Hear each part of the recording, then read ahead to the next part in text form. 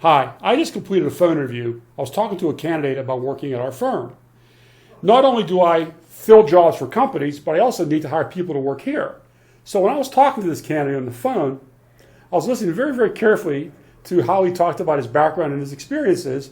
And in the course of that interview, I jotted down 4 mistakes that this candidate made, or areas where he had difficulty in explaining. So being that companies nowadays like to do these phone interviews and that they're becoming much more popular, I want to give you the 4 areas where this candidate made the mistakes to help you correct them if you're ever in that situation. Mistake number 1, we were talking about his background, and he had gaps on his resume where he had periods of unemployment. And he had a rough time explaining to me these gaps, why they were there, what he did. It almost like he wasn't even prepared to talk about it.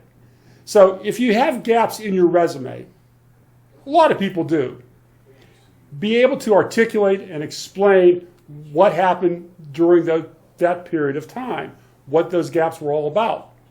Second area was his dates didn't jive on his resume.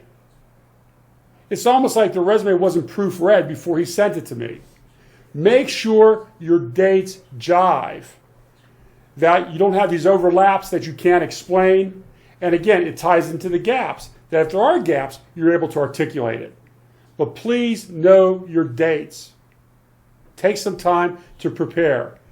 Mistake number 3, he had a few jobs, like people do nowadays. And I was talking to him about his reasons for leaving. He really did a poor job of articulating why he left this job, why he left that job. You've got to be able to explain these things, not in a negative way. Nobody ever wants to hire someone who complains about their previous employer, but you've got to be able to explain what happened, why you left this, why you left that. And the 4th area was I asked him to talk a little bit about some of his accomplishments and achievements. And the poor guy couldn't do that. Employers like and want to hire people that can articulate and bring something to the table.